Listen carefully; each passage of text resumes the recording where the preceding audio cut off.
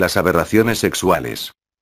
El hecho de la existencia de necesidades sexuales en el hombre y el animal es expresado en la biología mediante el supuesto de una pulsión sexual. En eso se procede por analogía con la pulsión de nutrición, el hambre.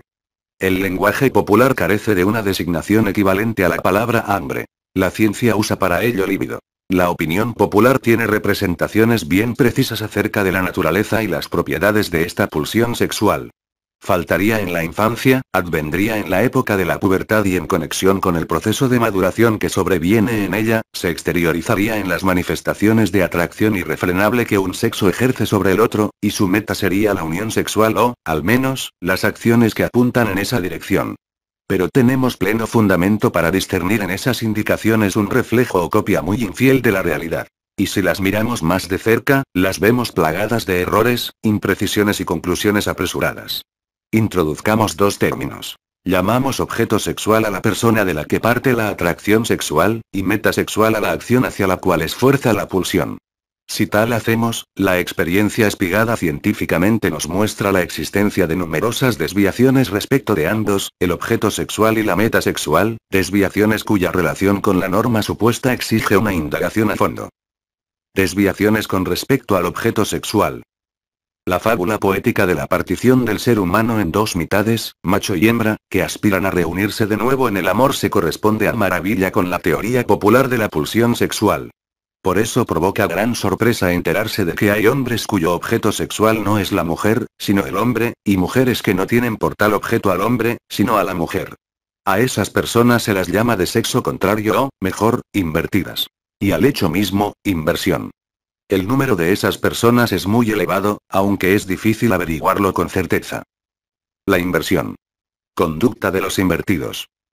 Las personas en cuestión se comportan de manera por entero diversa en diferentes respectos.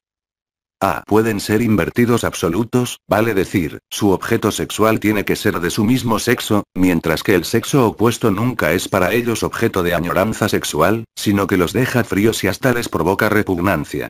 Si se trata de hombres, esta repugnancia los incapacita para ejecutar el acto sexual normal, o no extraen ningún goce al ejecutarlo.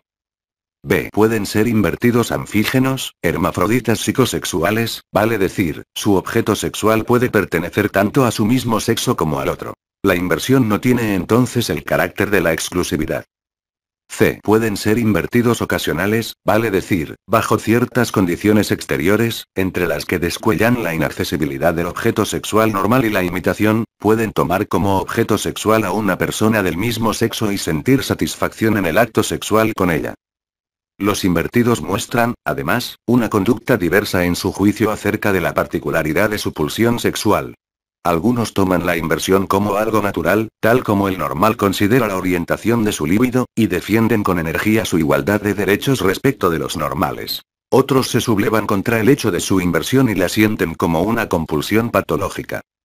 Otras variaciones atañen a las relaciones temporales. El rasgo de la inversión data en el individuo desde siempre, hasta donde llega su recuerdo, o se le hizo notable solo en determinada época, antes o después de la pubertad. Este carácter puede conservarse durante toda la vida, o bien desaparecer en algún momento, o bien representar un episodio en la vía hacia el desarrollo normal. Y aún puede exteriorizarse solo más tarde en la vida, transcurrido un largo periodo de actividad sexual normal. También se ha observado una fluctuación periódica entre el objeto normal y el invertido. Particular interés presentan los casos en que la libido se altera en el sentido de la inversión después que se tuvo una experiencia penosa con el objeto sexual normal. En general, estas diversas series de variaciones coexisten con independencia unas de otras. En el caso de la forma más extrema tal vez pueda suponerse regularmente que la inversión existió desde una época muy temprana y que la persona se siente conforme con su peculiaridad.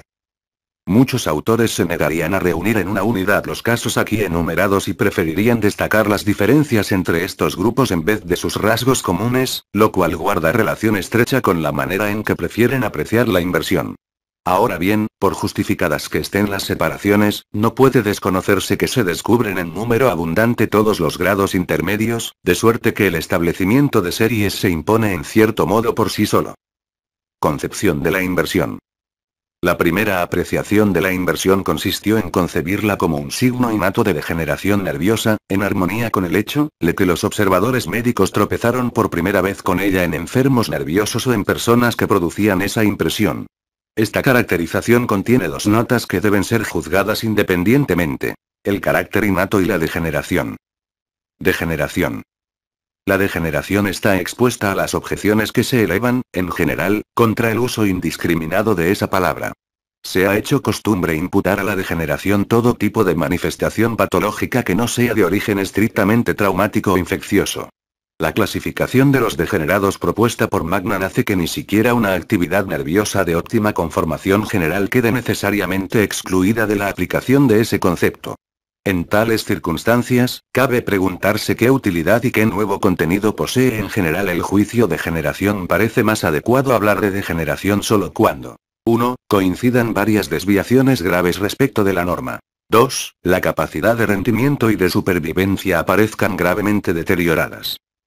Varios hechos hacen ver que los invertidos no son degenerados en este sentido legítimo de término. 1. Hallamos la inversión en personas que no presentan ninguna otra desviación grave respecto de la norma. 2. La hallamos en personas cuya capacidad de rendimiento no solo no está deteriorada, sino que poseen un desarrollo intelectual y una cultura ética particularmente elevados. 3.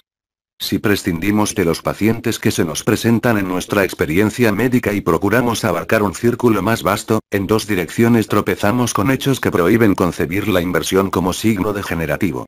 A. Es preciso considerar que en pueblos antiguos, en el apogeo de su cultura, la inversión fue un fenómeno frecuente, casi una institución a la que se confiaban importantes funciones. B. La hallamos extraordinariamente difundida en muchos pueblos salvajes y primitivos, mientras que el concepto de degeneración suele circunscribirse a la alta civilización.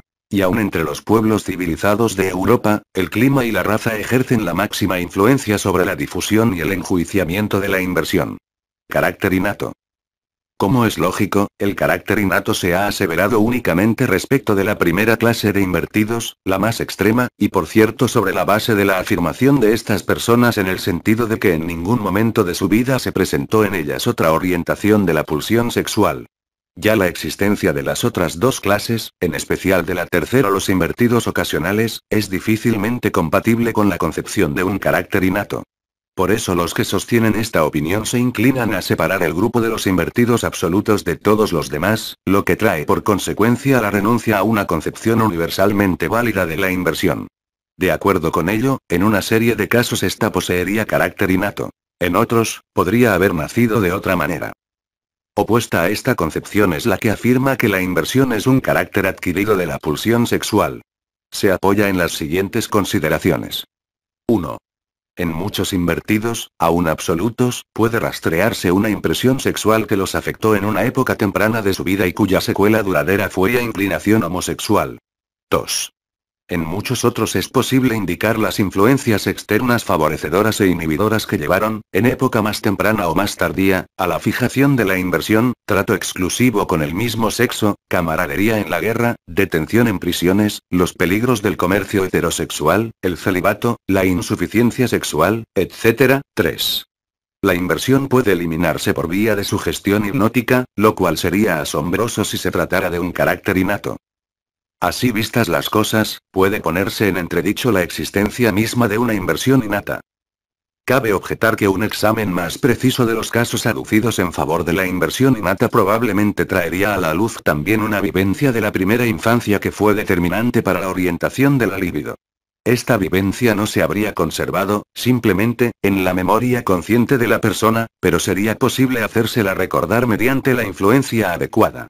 De acuerdo con estos autores, la inversión solo podría caracterizarse como una frecuente variación de la pulsión sexual, que puede estar determinada por cierto número de circunstancias vitales externas.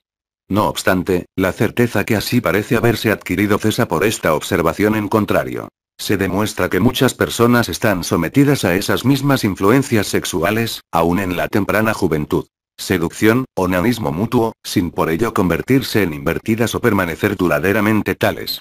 Así, nos vemos llevados a esta conjetura. La alternativa innato adquirido es incompleta, o no abarca todas las situaciones que la inversión plantea. Explicación de la inversión. La hipótesis de que la inversión es innata no explica su naturaleza, como no la explica la hipótesis de que es adquirida. En el primer caso, es preciso puntualizar qué es en ella lo innato. De lo contrario se caería en la explicación más burda, a saber, que una persona trae consigo, innato, el enlace de la pulsión sexual con un objeto sexual determinado. En el otro caso, cabe preguntar si las múltiples influencias accidentales alcanzan para explicar la adquisición sin la necesaria solicitación de algo que existiría en el individuo. Según nuestras anteriores puntualizaciones, no es lícito negar este último factor. El recurso a la bisexualidad. Kiernan y Chevalier, se ha recurrido, para explicar la posibilidad de una inversión sexual, a una serie de ideas que contienen un nuevo disenso con la opinión popular. Para esta, un ser humano es hombre o es mujer. Pero la ciencia conoce casos en que los caracteres sexuales aparecen borrosos y por tanto resulta difícil determinar el sexo. En primer lugar, en el campo anatómico. Los genitales de estas personas reúnen caracteres masculinos y femeninos, hermafroditismo, en casos raros, las dos clases de aparato sexual coexisten plenamente desarrolladas, hermafroditismo verdadero, pero, en la mayoría, ambas están atrofiadas. Ahora bien, lo notable de estas anormalidades es que facilitan inesperadamente la comprensión de la formación normal. En efecto, cierto grado de hermafroditismo anatómico es la norma. En ningún individuo masculino o femenino de conformación normal se echan de menos las huellas del aparato del otro sexo. O bien han perdurado carentes de función, como unos órganos rudimentarios, o bien se han modificado para tomar sobre sí otras funciones. La concepción que resulta de estos hechos anatómicos conocidos de antiguo es la de una disposición originariamente bisexual que, en el curso del desarrollo, se va alterando hasta llegar a la monosexualidad con mínimos restos del sexo atrofiado. Era sugerente transferir esta concepción al campo psíquico y comprender la inversión en sus distintas variedades como expresión de un hermafroditismo psíquico. Y para zanjar la cuestión solo restaría una coincidencia regular entre la inversión y los signos anímicos y somáticos del hermafroditismo. Solo que esta expectativa obvia no se cumple. No es lícito concebir tan estrechas las relaciones entre la hibridez psíquica supuesta y la hibridez anatómica comprobable. Lo que a menudo se halla en los invertidos es una disminución de la pulsión sexual en general y ligeras atrofias anatómicas de los órganos. A menudo, pero no de manera regular ni tampoco dominante. Es preciso reconocer, por tanto, que inversión y hermafroditismo somático son, en líneas generales, independientes entre sí. Además, se ha atribuido gran importancia a los caracteres sexuales llamados secundarios y terciarios y a su frecuente presencia en los invertidos. También en esto hay mucho de certero. Pero no es lícito olvidar que los caracteres secundarios y terciarios de un sexo aparecen con muchísima frecuencia en el otro.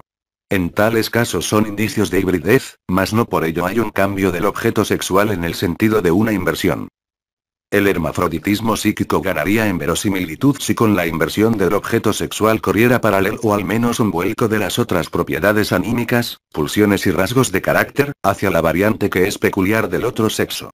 Pero semejante inversión del carácter solo se encuentra con alguna regularidad en las mujeres invertidas. En los hombres, la más plena virilidad anímica es compatible con la inversión. De conservar la tesis de un hermafroditismo psíquico, es preciso agregar que sus exteriorizaciones en los diversos campos permiten individualizar solo un escaso condicionamiento recíproco.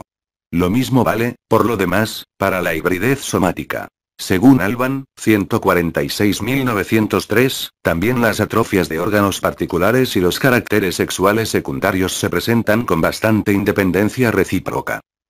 La doctrina de la bisexualidad ha sido formulada en su variante más cruda por un portavoz de los invertidos masculinos. Un cerebro femenino en un cuerpo masculino, solo que no conocemos los caracteres de lo que sería un cerebro femenino. Sustituir el problema psicológico por el anatómico es tan ocioso como injustificado. El intento de explicación de Krafft-Ebing parece concebido con mayor exactitud que el de Ulrich, pero en esencia no difiere de él. Según Krafft-Ebing 1895A, la disposición bisexual dota al individuo tanto de centros cerebrales masculinos y femeninos cuanto de órganos sexuales somáticos. Estos centros empiezan a desarrollarse en la época de la pubertad, las más de las veces bajo la influencia de las glándulas sexuales, que son independientes de ellos en cuanto a la disposición constitucional. Pero acerca de estos centros masculinos y femeninos cabe decir lo mismo que afirmamos para el supuesto cerebro masculino y femenino. Mientras tanto, ni siquiera sabemos si nos es lícito suponer para las funciones sexuales unas localizaciones cerebrales delimitadas, centros, como las que conocemos, por ejemplo, para el lenguaje. Tras estas elucidaciones, dos ideas quedan en pie. En la inversión interviene de algún modo una disposición bisexual, solo que no sabemos en qué consiste más allá de la conformación anatómica. Además, intervienen perturbaciones que afectan a la pulsión sexual en su desarrollo. Objeto sexual de los invertidos. La teoría del hermafroditismo psíquico presupone que el objeto sexual de los invertidos es el contrario al normal. El hombre invertido sucumbiría, como la mujer, al encanto que dimana de las propiedades del cuerpo y del alma viriles. Se sentiría a sí mismo como mujer y buscaría al hombre. Pero si bien esto se aplica a toda una serie de invertidos, se encuentra muy lejos de denotar un carácter universal de la inversión.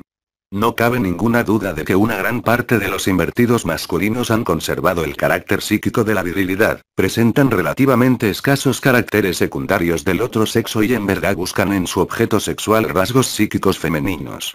De otro modo sería incomprensible el hecho de que la prostitución masculina, que hoy como en la antigüedad se ofrece a los invertidos, copie a las mujeres en todas las exteriorizaciones del vestido y el porte.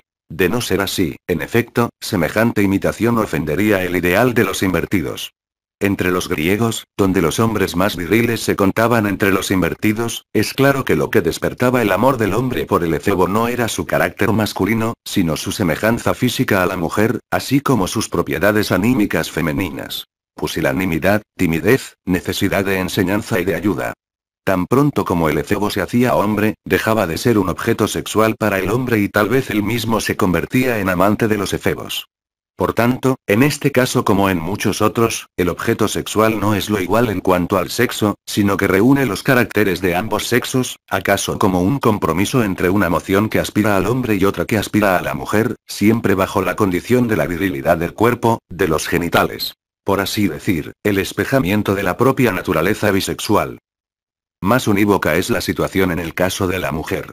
Las invertidas activas presentan con particular frecuencia caracteres somáticos y anímicos viriles y requieren feminidad en su objeto sexual. No obstante, un conocimiento más circunstanciado podría revelarnos también aquí la existencia de una mayor variedad. Metasexual de los invertidos. Es importante retener un hecho. De ningún modo puede hablarse de metasexual única en el caso de la inversión. En los hombres, comercio per annum e inversión no coinciden totalmente. La masturbación es con igual frecuencia la meta exclusiva, y las restricciones de la meta sexual, hasta llegar al mero desahogo afectivo, son aquí todavía más comunes que en el amor heterosexual. También entre las mujeres invertidas son múltiples las metas sexuales. Entre estas, el contacto con la mucosa bucal parece privilegiada. Conclusiones. Es verdad que el material presentado hasta aquí no nos habilita para esclarecer satisfactoriamente la génesis de la inversión, no obstante, podemos consignar que esta indagación nos permitió inteligir algo que puede llegar a resultarnos más importante que la solución de la tarea indicada. Páramos mientes en que concebíamos demasiado estrecho el enlace entre la pulsión sexual y el objeto sexual. La experiencia recogida con los casos considerados anormales nos enseña que entre pulsión sexual y objeto sexual no hay sino una soldadura, que corríamos el riesgo de no ver a causa de la regular correspondencia del cuadro normal, donde la pulsión parece traer consigo al objeto. Ello nos prescribe que debemos aflojar, en nuestra concepción, los lazos entre pulsión y objeto. Probablemente, la pulsión sexual es al comienzo independiente de su objeto, y tampoco debe su génesis a los encantos de éste. Personas genésicamente inmaduras y animales como objetos sexuales. Mientras que las personas cuyos objetos sexuales no pertenecen al sexo normalmente apto para ello, vale decir, los invertidos, se presentan al observador como una colectividad de individuos quizá valiosos en todos los demás aspectos, los casos en que se escogen como objetos sexuales personas genésicamente inmaduras, niños, parecen de entrada aberraciones individuales. Solo por excepción son los niños objetos sexuales exclusivos. Casi siempre llegan a desempeñar este papel cuando un individuo cobarde e impotente se procura semejante subrogado o cuando una pulsión urgente, que no admite dilación, no puede apropiarse en el momento de un objeto más apto. Como quiera que sea, arroja luz sobre la naturaleza de la pulsión sexual el hecho de que admita una variación tan grande y semejante rebaja de su objeto, el hambre, aferrada mucho más enérgicamente a su objeto, lo admitiría solo en un caso extremo. Una observación parecida es válida para el comercio sexual con animales, no raro entre los campesinos, y en el cual la atracción sexual parece traspasar la barrera de la especie. Por razones estéticas, se querría atribuir a insanía estos y otros extravíos graves de la pulsión sexual, pero ello no es correcto.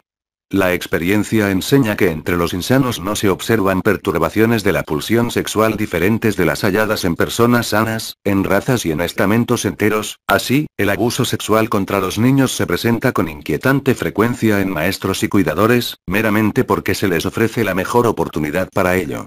Los insanos presentan el desvío correspondiente solo aumentado, tal vez, o, lo que reviste particular importancia, elevado a la condición de práctica exclusiva y en reemplazo, de la satisfacción sexual normal. Da que pensar esta asombrosa distribución de las variaciones sexuales en la gradación que va de la salud a la enfermedad mental. Yo opinaría que este hecho, que resta por explicar, indicaría que las mociones de la vida sexual se cuentan entre las menos dominadas por las actividades superiores del alma, aun en las personas normales. Según mi experiencia, quien es mentalmente anormal en algún otro aspecto, por ejemplo en lo social o lo ético, lo es regularmente también en su vida sexual.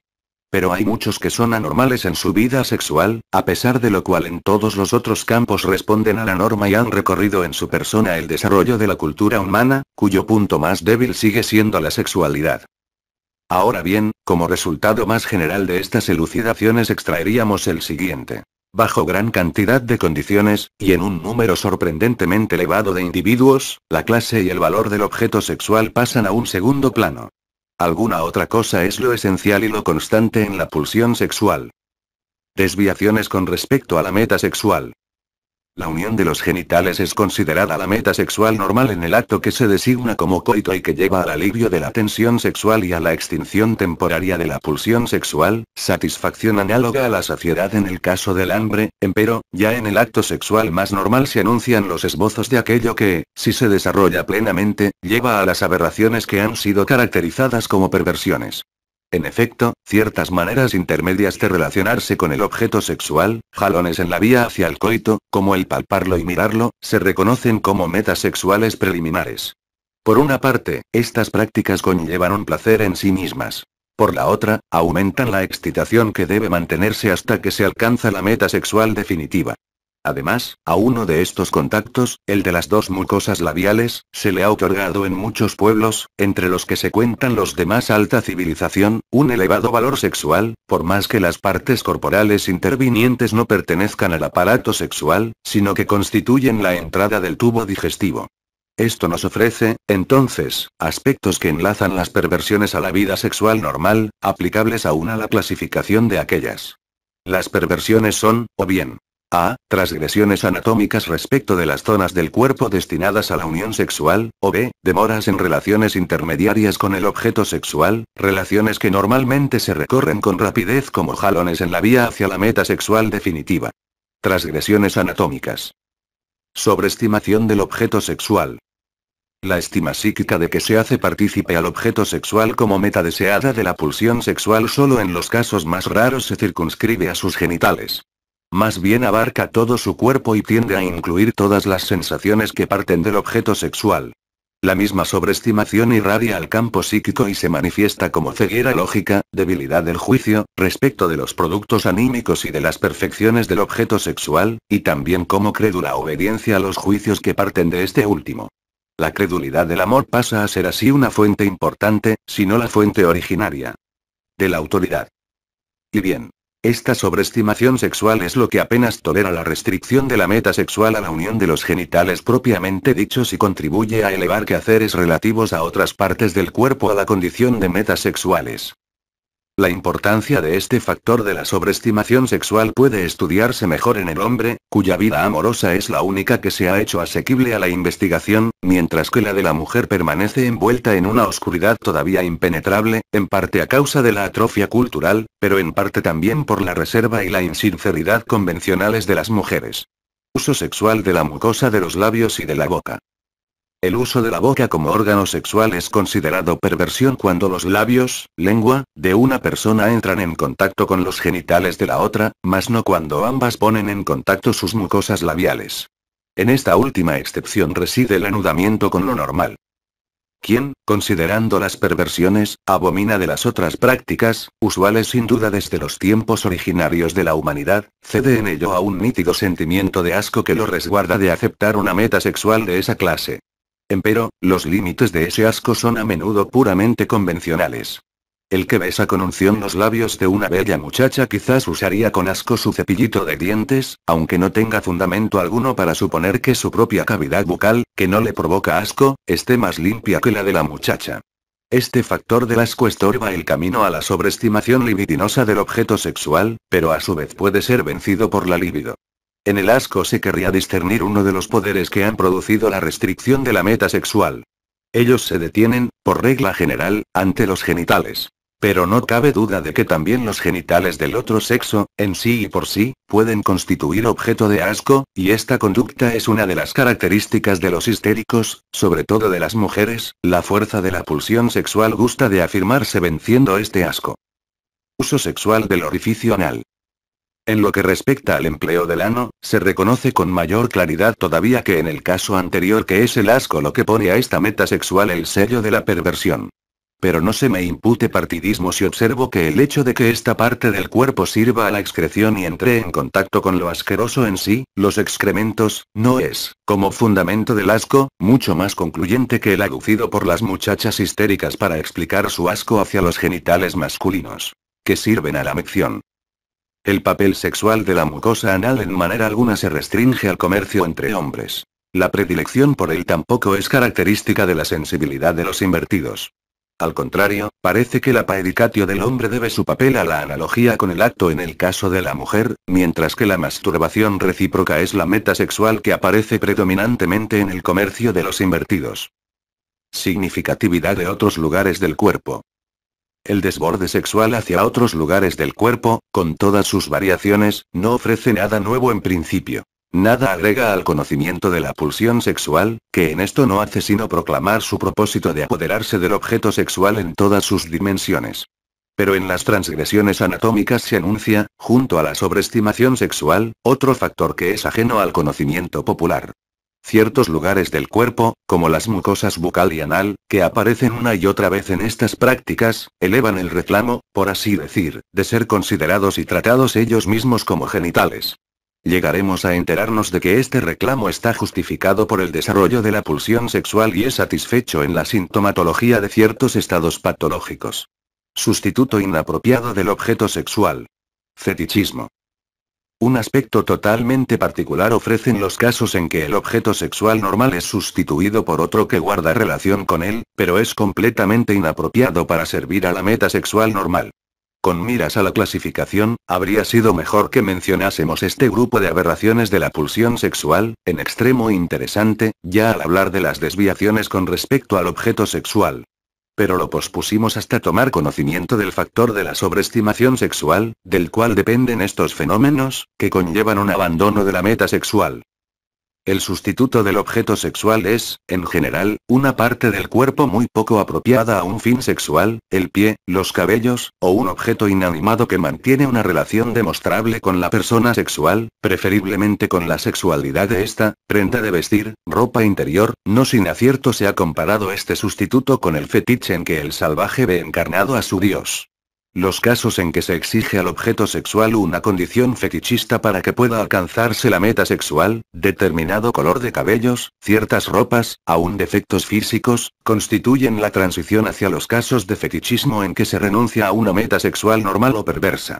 Ninguna otra variante de la pulsión sexual que linde con lo patológico ha atraído tanto nuestro interés como aquella, a causa de los extraños fenómenos a que da lugar. Requisito previo en todos los casos parece ser cierta rebaja de la puja hacia la meta sexual normal, endeblez ejecutiva del aparato sexual. El anudamiento con lo normal es procurado por la sobreestimación del objeto sexual, que es psicológicamente necesaria. Es inevitable que ella invada todo lo conectado con el objeto por asociación. Por tanto, cierto grado de este tipo de fetichismo pertenece regularmente al amor normal, en particular en los estadios del enamoramiento en que la meta sexual normal es inalcanzable o su cumplimiento parece postergado. Procúrame un pañuelo de su seno, una liga para el amor que siento. El caso patológico sobreviene solo cuando la aspiración al fetiche se fija, excediéndose de la condición mencionada, y reemplaza a la meta sexual normal. Y además, cuando el fetiche se desprende de esa persona determinada y pasa a ser un objeto sexual por sí mismo. Estas son las condiciones generales para que meras variaciones de la pulsión sexual se conviertan en desviaciones patológicas. En la elección del fetiche se manifiesta, Binet fue el primero en aseverarlo y luego se documentó abundantemente, la influencia persistente de una impresión sexual recibida casi siempre en la primera infancia. Se puede parangonar esto con la proverbial pervivencia del primer amor en las personas normales, on revient toujours à ses premiers amours, una derivación de esa índole es particularmente nítida en los casos que presentan un mero condicionamiento fetichista del objeto sexual. En otro lugar volveremos a tropezar con la significatividad de las impresiones sexuales tempranas. En otros casos es una conexión simbólica de pensamientos, las más de las veces no consciente para el individuo, la que ha llevado a sustituir el objeto por el fetiche. Los caminos de estas conexiones no siempre pueden señalarse con certeza, el pie es un símbolo sexual arcaico, ya en el mito. La piel debe sin duda su papel de fetiche a la asociación con la formación pilosa del Mons Veneris. No obstante, tampoco este simbolismo parece siempre independiente de vivencias sexuales de la infancia. Fijaciones de metas sexuales provisionales. Surgimiento de nuevos propósitos. Todas las condiciones externas e internas que dificultan el logro de la meta sexual normal o la posponen, impotencia, alto precio del objeto sexual, peligros del acto sexual, refuerzan, como es lógico que acontezca, la inclinación a demorarse en los actos preliminares y a constituir a partir de ellos nuevas metas sexuales que pueden reemplazar a las normales. Un examen más atento muestra siempre que estos nuevos propósitos, aun los más extraños en apariencia, ya están esbozados en el acto sexual normal. Tocar y mirar. Al menos para los seres humanos, un cierto grado de uso del tacto parece indispensable para el logro de la meta sexual normal. También es universalmente sabido que fuente de placer, por un lado, y que aflujo de nueva excitación, por el otro, se obtienen de las sensaciones de contacto con la piel del objeto sexual. Por tanto, el demorarse en el tocar, siempre que el acto sexual siga adelante, difícilmente puede contarse entre las perversiones. Algo semejante ocurre con el mirar, derivado en último análisis del tocar.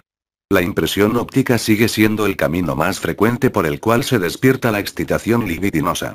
Y sobre la transitabilidad de ese camino se apoya, si es que está permitido este abordaje teleológico, la selección natural, en la medida en que hace desarrollarse al objeto sexual en el sentido de la belleza. La ocultación del cuerpo, que progresa junto con la cultura humana, mantiene despierta la curiosidad sexual, que aspira a completar el objeto sexual mediante el desnudamiento de las partes ocultas. Empero, puede ser desviada, sublimada, en el ámbito del arte, si uno puede apartar su interés de los genitales para dirigirlo a la forma del cuerpo como un todo. La mayoría de las personas normales se demoran en cierto grado en esa meta intermediaria que es el mirar tenido sexualmente. Y esto les da aún la posibilidad de dirigir cierto monto de su líbido a metas artísticas más elevadas. Por el contrario, el placer de ver se convierte en perversión cuando a. se circunscribe con exclusividad a los genitales. B. se une a la superación del asco, voyeur. El que mira a otro en sus funciones excretorias, o C. suplanta a la meta sexual normal, en lugar de servirle de preliminar.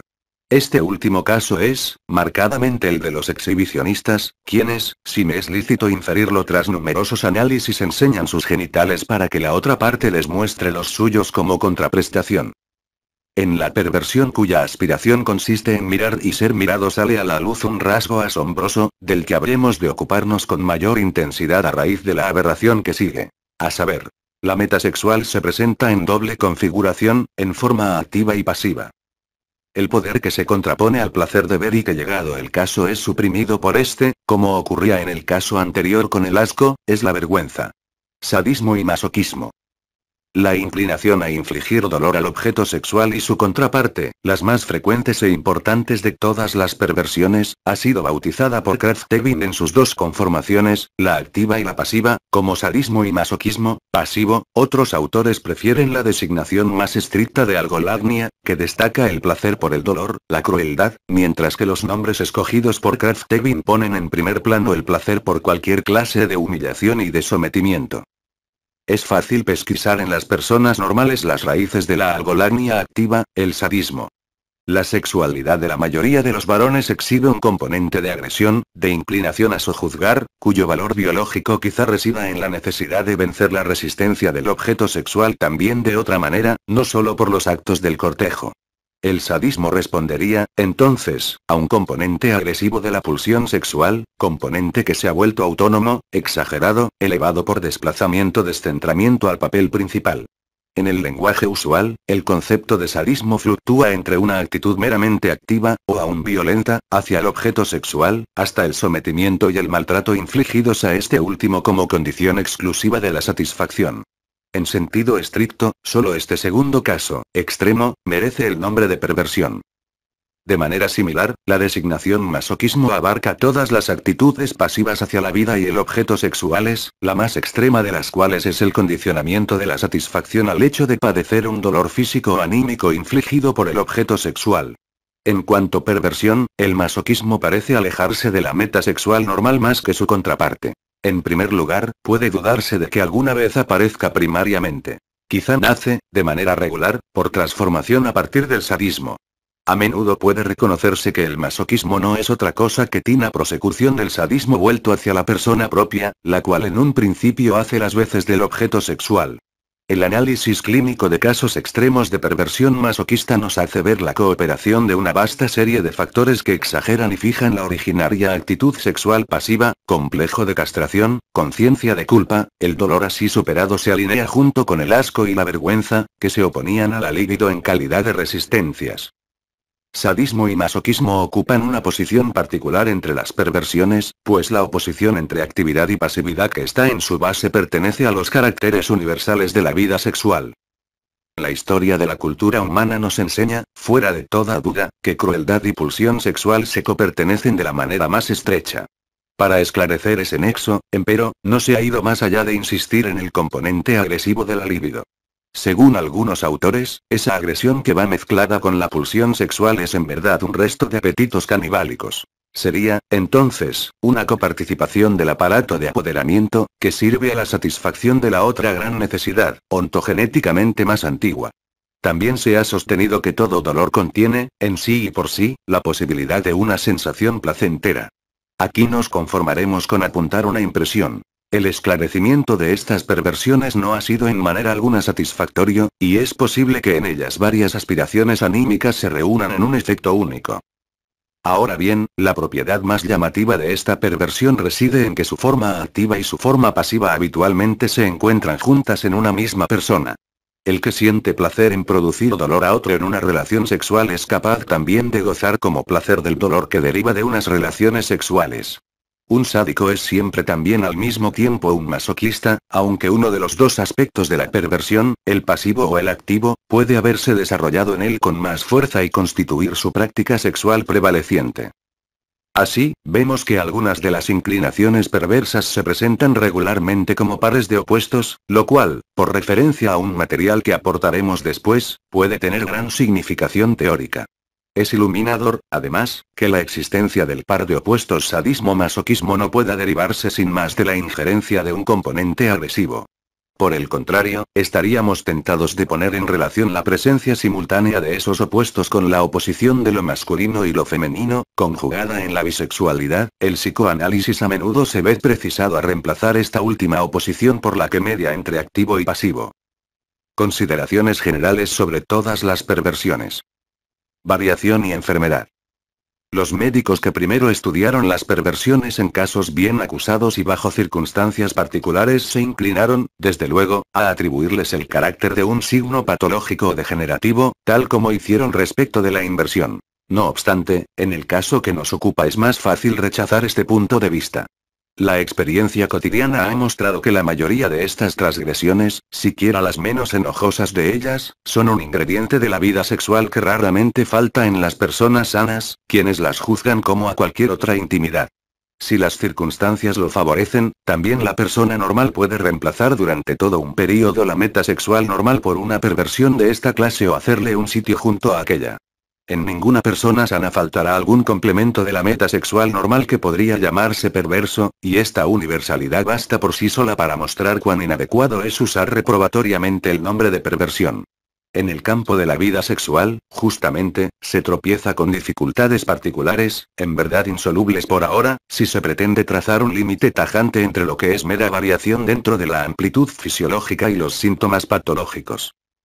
Como quiera que sea, en muchas de estas perversiones la cualidad de la nueva meta sexual es tal que requiere una apreciación particular. Algunas de ellas se alejan tanto de lo normal por su contenido que no podemos menos que declararlas patológicas, en particular aquellas en que la pulsión sexual ejecuta asombrosas operaciones, lamer excrementos, abusar de cadáveres, superando las resistencias, vergüenza, asco, horror, dolor. Pero ni aun en estos casos puede abrigarse la expectativa cierta de que se trate regularmente de personas con otras anormalidades graves, o enfermos mentales. Tampoco aquí es posible pasar por alto el hecho de que personas que en todo lo demás tienen una conducta normal se acreditan como enfermas solamente en el campo de la vida sexual, bajo el imperio de la más indómita de las pulsiones. En cambio, la anormalidad manifiesta en otras relaciones vitales suele mostrar invariablemente un trasfondo de conducta sexual anormal. En la mayoría de los casos podemos encontrar en la perversión un carácter patológico, no por el contenido de la nueva meta sexual, sino por su proporción respecto de lo normal. Si la perversión no se presenta junto a lo normal, meta sexual y objeto, cuando circunstancias favorables la promueven y otras desfavorables impiden lo normal, sino que suplanta y sustituye a lo normal en todas las circunstancias, consideramos legítimo casi siempre juzgarla como un síntoma patológico. Vemos este último, por tanto, en la exclusividad y en la fijación de la perversión. La contribución de lo anímico en las perversiones. Quizá justamente en las más horrorosas perversiones es preciso admitir la más vasta contribución psíquica a la transmutación de la pulsión sexual. He aquí una obra del trabajo anímico a la que no puede negarse, a pesar de su horrible resultado, el valor de una idealización de la pulsión. Tal vez en ninguna parte la omnipotencia del amor se muestre con mayor fuerza que en estos desvíos suyos. En la sexualidad, lo más sublime y lo más nefando aparecen por doquier en íntima dependencia, desde el cielo, pasando por el mundo, hasta el infierno. Dos resultados. El estudio de las perversiones nos ha procurado esta intelección. La pulsión sexual tiene que luchar contra ciertos poderes anímicos en calidad de resistencias. Entre ellos, se destacan de la manera más nítida la vergüenza y el asco. Es lícito conjeturar que estos poderes han contribuido a circunscribir la pulsión dentro de las fronteras consideradas normales, y que si se han desarrollado temprano en el individuo, antes que la pulsión sexual alcanzara la plenitud de su fuerza, fueron justamente ellos los que marcaron la dirección de su desarrollo. Hemos observado, además, que algunas de las perversiones investigadas solo podían comprenderse por la conjunción de varios motivos. Si admiten un análisis, una descomposición, tienen que ser de naturaleza compuesta. De ahí podemos conjeturar que acaso la pulsión sexual no es algo simple, sino que consta de componentes que en las perversiones vuelven a separarse. La clínica nos habría revelado así la existencia de unas fusiones que no se dan a conocer como tales en la conducta normal uniforme. La pulsión sexual en los neuróticos. El psicoanálisis. Una importante contribución al conocimiento de la pulsión sexual en personas que por lo menos se aproximan a lo normal se obtiene de una fuente asequible por un único y especial camino. Para conseguir una información exhaustiva y certera acerca de la vida sexual de los llamados psiconeuróticos, los que sufren de histeria, neurosis obsesiva, la falsamente llamada neurastenia, con seguridad también la dementía precox y la paranoia, existe un único medio: someterlos a la exploración psicoanalítica, de la que se sirve el procedimiento terapéutico introducido por Joseph Breuer y por mí en 1893, y entonces llamado catártico. Debo anticipar, repitiendo lo que he dicho en otras publicaciones, que estas psiconeurosis, hasta donde llegan mis experiencias, descansan en fuerzas pulsionales de carácter sexual. Con ello no quiero decir que la energía de la pulsión sexual preste una mera contribución a las fuerzas que sustentan a los fenómenos patológicos, síntomas, sino aseverar expresamente que esa participación es la única fuente energética constante de las neurosis, y la más importante, de suerte que la vida sexual de las personas afectadas se exterioriza de manera exclusiva, o predominante, o solo parcial, en estos síntomas. Como he expresado en otro lugar, los síntomas son la práctica sexual de los enfermos. La prueba de esta aseveración me la ha brindado un creciente número de psicoanálisis de histéricos y de otros neuróticos, que vengo realizando desde hace 25 años, acerca de cuyos resultados he dado detallada razón en otros lugares, y seguiré haciéndolo. El psicoanálisis elimina los síntomas de los histéricos bajo la premisa de que son el sustituto, la transcripción, por así decir, de una serie de procesos anímicos investidos de afecto, deseos y aspiraciones, a los que en virtud de un particular proceso psíquico, la represión, se les ha denegado o frustrado el acceso a su tramitación en una actividad psíquica susceptible de conciencia. Y entonces, estas formaciones de pensamiento que han quedado relegadas al estado de lo inconsciente aspiran a una expresión proporcionada a su valor afectivo, a una descarga, y en el caso de la histeria la encuentran en el proceso de la conversión en fenómenos somáticos. Precisamente, los síntomas histéricos. Ahora bien, siguiendo ciertas reglas, con ayuda de una técnica particular, es posible retransformar los síntomas en representaciones ahora devenidas conscientes, investidas de afecto. Y así se consigue la averiguación más exacta acerca de la naturaleza y el linaje a estas formaciones psíquicas antes inconscientes. Resultados logrados por el psicoanálisis. Por este camino se averiguó que los síntomas son un sustituto de aspiraciones que toman su fuerza de la fuente de la pulsión sexual. Armoniza plenamente con ello lo que sabemos sobre el carácter de los histéricos, los tomamos como modelo de todos los psiconeuróticos, antes de contraer su enfermedad, y sobre las ocasiones de esta última. El carácter histérico permite individualizar una cuota de represión sexual que rebasa con mucho la medida normal. Un aumento de las resistencias a la pulsión sexual, resistencias que conocimos como vergüenza, asco y moral. Una especie de huida instintiva frente a todo examen intelectual del problema sexual, que en los casos más acusados tiene por consecuencia mantener una total ignorancia sexual aún después de alcanzada la madurez genésica. Este rasgo de carácter, esencial en la histeria, no rara vez se oculta a la observación superficial por la presencia del segundo factor constitucional de la histeria. El despliegue hiperpotente de la pulsión sexual. Solo el análisis psicológico sabe descubrirlo en todos los casos y solucionar lo enigmático y contradictorio de la histeria comprobando la existencia de ese par de opuestos. Una necesidad sexual hipertrófica y una desautorización de lo sexual llevada demasiado lejos. La ocasión de enfermar se presenta para la persona de disposición histérica cuando, a consecuencia de su propia y progresiva maduración o de las circunstancias externas de su vida, el reclamo sexual objetivo se torna serio para ella.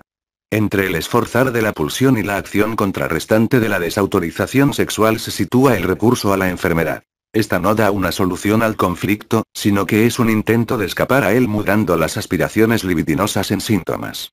El hecho de que una persona histérica, por ejemplo un hombre, enferme a raíz de una emoción trivial, de un conflicto en cuyo centro no se sitúa el interés sexual, no es más que una excepción aparente. En tales casos, el psicoanálisis puede demostrar regularmente que fue el componente sexual del conflicto el que posibilitó la contracción de la enfermedad sustrayendo los procesos anímicos a la tramitación normal. Neurosis y perversión. Buena parte de la oposición que han suscitado estas tesis mías se explica por el hecho de que se hace coincidir la sexualidad de la cual yo derivo los síntomas psiconeuróticos con la pulsión sexual normal. Pero el psicoanálisis enseña todavía algo más. Muestra que los síntomas en modo alguno nacen únicamente a expensas de la pulsión sexual llamada normal, no, al menos, de manera exclusiva o predominante, sino que constituyen la expresión convertida de pulsiones que se designarían perversas, en el sentido más lato, si pudieran exteriorizarse directamente, sin difracción por la conciencia, en designios de la fantasía y en acciones. Por tanto, los síntomas se forman en parte a expensas de una sexualidad anormal. La neurosis es, por así decir, el negativo de la perversión.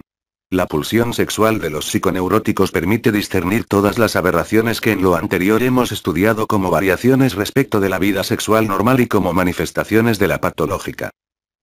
En la vida anímica inconsciente de todos los neuróticos, sin excepción, se encuentran mociones de inversión, de fijación de la libido en personas del mismo sexo. Sin una elucidación que cale hondo no es posible apreciar cómo corresponde la importancia de este factor para la configuración del cuadro patológico. Solo puedo asegurar que la inclinación inconsciente a la inversión nunca falta y, en particular, presta los mayores servicios al esclarecimiento de la histeria masculina.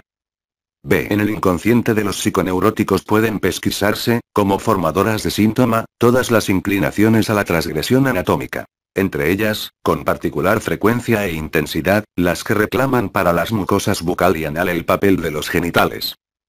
C. Entre los formadores de síntoma de la psiconeurosis desempeñan un papel sobresaliente las pulsiones parciales, que las más de las veces se presentan en pares de opuestos. Ya tomamos conocimiento de ellas como promotoras de nuevas metas sexuales. La pulsión del placer de ver y de la exhibición, y la pulsión a la crueldad, configurada activa y pasivamente.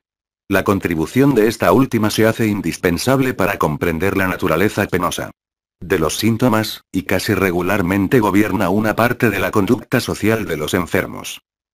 Por medio de este enlace de la libido con la crueldad se produce también la mudanza de amor en odio, de emociones tiernas en emociones hostiles, característica de toda una serie de casos de neurosis y aún, al parecer, de la paranoia en su conjunto. El interés por estos resultados aumenta más todavía si se tienen en cuenta algunas particularidades que presenta el material fáctico. Toda vez que se descubre en el inconsciente una pulsión de esa clase, susceptible de ir aparcada con un opuesto, por regla general puede demostrarse que también este último produce efectos. Por tanto, toda perversión activa es acompañada aquí por su contraparte pasiva. Quien en el inconsciente es exhibicionista, es al mismo tiempo voyeur. Quien padece las consecuencias de la represión de emociones sádicas, recibe otro suplemento a sus síntomas desde las fuentes de una inclinación masoquista. Es por cierto muy notable la concordancia con la conducta de las correspondientes perversiones positivas. Pero en los cuadros patológicos, una u otra de las inclinaciones opuestas desempeña el papel prevaleciente. P. En un caso de psiconeurosis más acusado, rara vez se encuentra una sola de estas pulsiones perversas. Las más de las veces, hallamos un gran número de ellas y, por regla general, huellas de todas. Empero, la intensidad de cada pulsión singular es independiente del desarrollo de las otras. También en este punto el estudio de las perversiones positivas nos proporciona la exacta contrapartida. Pulsiones parciales y zonas erógenas. Si reunimos lo que la indagación de las perversiones positivas y negativas nos ha permitido averiguar, resulta sugerente reconducirlas a una serie de pulsiones parciales que, empero, no son algo primario, pues admiten una ulterior descomposición. Por pulsión podemos entender al comienzo nada más que la agencia representante psíquica de una fuente de estímulos intrasomática en continuo fluir. Ello a diferencia del estímulo, que es producido por excitaciones singulares provenientes de fuera. Así, pulsión es uno de los conceptos del deslinde de lo anímico respecto de lo corporal. La hipótesis más simple y obvia acerca de la naturaleza de las pulsiones sería esta. En sí no poseen cualidad alguna, sino que han de considerarse solo como una medida de exigencia de trabajo para la vida anímica. Lo que distingue a las pulsiones unas de otras y las dota de propiedades específicas es su relación con sus fuentes somáticas y con sus metas. La fuente de la pulsión es un proceso excitador en el interior de un órgano, y su meta inmediata consiste en cancelar ese estímulo de órgano. Otra hipótesis provisional en la doctrina de las pulsiones, que no podemos omitir aquí, reza lo siguiente. Los órganos del cuerpo brindan excitaciones de dos clases, basadas en diferencias de naturaleza química. A una de estas clases de excitación la designamos como la específicamente sexual, y al órgano afectado, como la zona erógena de la pulsión parcial sexual que arranca de él. En el caso de las inclinaciones perversas que reclaman valor sexual para la cavidad bucal y la abertura anal, el papel de la zona erógena es visible sin más. En todo respecto se comporta como una parte del aparato genital. En el caso de la histeria, estos lugares del cuerpo y los tractos de mucosa que arrancan de ellos se convierten en la sede de nuevas sensaciones y alteraciones de inervación, y aun de procesos comparables a la erección, en un todo similares a las de los genitales verdaderos bajo las excitaciones de los procesos sexuales normales. Entre las psiconeurosis, es en la histeria donde resalta más nítidamente la significación de las zonas erógenas como aparatos colaterales y subrogados de los genitales. Pero ello no implica afirmar que deban subestimarse en las otras formas de enfermedad. En estas, neurosis obsesiva, paranoia, es solamente menos notoria, pues la formación de síntomas se cumple en regiones del aparato anímico más alejadas de los diversos centros que gobiernan al cuerpo. En la neurosis obsesiva, lo más llamativo es la importancia de los impulsos, que crean nuevas metas sexuales y parecen independientes de las zonas erógenas. No obstante, en el placer de ver y de exhibirse, el ojo corresponde a una zona erógena. En el caso del dolor y la crueldad en cuanto componentes de la pulsión sexual, es la piel la que adopta idéntico papel. La piel, que en determinados lugares del cuerpo se ha diferenciado en los órganos de los sentidos y se ha modificado hasta constituir una mucosa, y que es, por tanto, la zona erógena por excelencia. Explicación de la aparente preponderancia de la sexualidad perversa en el caso de la psiconeurosis. Las elucidaciones precedentes pueden haber puesto bajo una luz falsa la sexualidad de los psiconeuróticos. Quizás sugirieron que, en virtud de su disposición, ellos se aproximan mucho a los perversos por su conducta sexual, distanciándose de los normales en la misma medida. Ahora bien, es muy posible que la disposición constitucional de estos enfermos contenga, junto a un grado hipertrófico de represión sexual y a una hiperpotencia de la pulsión sexual, una desacostumbrada inclinación a la perversión en el sentido más lato. No obstante, la indagación de casos más leves muestra que este último supuesto no es indispensable, o que al menos en el juicio sobre sus efectos patológicos tiene que restarse la acción de otro factor. En la mayoría de los psiconeuróticos, la enfermedad se contrae solo después de la pubertad y bajo los reclamos de la vida sexual normal. En contra de esta apunta, sobre todo, la represión. O bien se la contrae más tardíamente, cuando se frustran las vías normales de satisfacción de la libido. En uno u otro caso, la libido se comporta como una corriente cuyo cauce principal queda cortado. Llena entonces las vías colaterales que hasta entonces quizás habían permanecido vacías. Así, la inclinación, en apariencia tan grande, de los psiconeuróticos a la perversión, la inclinación negativa, es cierto, puede estar condicionada colateralmente. Y en todo caso, su acrecentamiento tiene que ser colateral. El hecho es, justamente, que es preciso alinear la represión sexual, en calidad de factor interno, junto con los factores externos que, como la restricción de la libertad, la inaccesibilidad del objeto sexual normal, los peligros que trae aparejado el acto sexual normal, etc., generan perversiones en individuos que de lo contrario acaso habrían seguido siendo normales. En distintos casos de neurosis las proporciones pueden variar en esto. Una vez, lo decisivo será la fuerza innata de la inclinación perversa, otra, su acrecentamiento colateral por retracción de la libido de la meta y objetos sexuales normales. Sería erróneo suponer una oposición donde existe un nexo de cooperación. La neurosis obtendrá siempre sus máximos logros cuando la constitución y el vivenciar cooperen en el mismo sentido. Una constitución pronunciada podrá quizá prescindir del apoyo de impresiones vitales, y tal vez una vasta conmoción vital provocará la neurosis aún en una constitución ordinaria. Por lo demás, estos puntos de vista valen de igual manera en otros campos respecto de la significatividad etiológica de lo innato y de lo accidentalmente vivenciado. Pero si se prefiere la hipótesis de que una inclinación particularmente marcada a las perversiones es una de las peculiaridades de la constitución psiconeurótica, se abre la perspectiva de poder distinguir una gama de tales constituciones según la preponderancia innata de esta o estotra zona erógena, de esta o estotra pulsión parcial. Como ocurre con tantas cosas en este campo, no se ha investigado todavía si la disposición perversa guarda particular correspondencia con la elección de la forma de enfermedad. Referencia al infantilismo de la sexualidad. Con la pesquisa de las mociones perversas en cuanto formadoras de síntoma en las psiconeurosis hemos elevado extraordinariamente el número de hombres a quienes podría calificarse de perversos. No solo los neuróticos mismos constituyen una clase muy numerosa. También ha de tenerse en cuenta que desde todas las formas de neurosis pueden establecerse series descendentes, sin solución de continuidad, hasta la salud. Por eso pudo decir Moebius, con buenos fundamentos, que todos somos un poco histéricos. Así, la extraordinaria difusión de las perversiones nos fuerza a suponer que tampoco la disposición para ellas es una rara particularidad, sino que tiene que formar parte de la constitución juzgada normal. Es discutible, según dijimos, que las perversiones se remonten a condiciones innatas o nazcan, tal como lo supuso Binet respecto del fetichismo, en virtud de vivencias contingentes.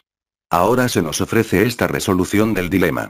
En la base de las perversiones hay en todos los casos algo innato, pero algo que es innato en todos los hombres, por más que su intensidad fluctúe y pueda con el tiempo ser realzada por influencias vitales. Se trata de unas raíces innatas de la pulsión sexual, dadas en la constitución misma, que en una serie de casos, perversiones, se desarrollan hasta convertirse en los portadores reales de la actividad sexual, otras veces experimentan una sofocación, represión, insuficiente, a raíz de lo cual pueden atraer así mediante un rodeo, en calidad de síntomas patológicos, una parte considerable de la energía sexual, mientras que en los casos más favorecidos, situados entre ambos extremos, permiten, gracias a una restricción eficaz y algún otro procesamiento, la génesis de la vida sexual llamada normal. Pero hemos de decirnos, también, que esa presunta constitución que exhibe los gérmenes de todas las perversiones solo podrá rastrearse en el niño, aunque en él todas las pulsiones puedan emerger únicamente con intensidad moderada. Vislumbramos así una bula. Los neuróticos han conservado el estado infantil de su sexualidad o han sido remitidos a él. De ese modo, nuestro interés se dirige a la vida sexual del niño. Estudiaremos el juego de influencias en virtud del cual el proceso de desarrollo de la sexualidad infantil desemboca en la perversión, en la neurosis o en la vida sexual normal.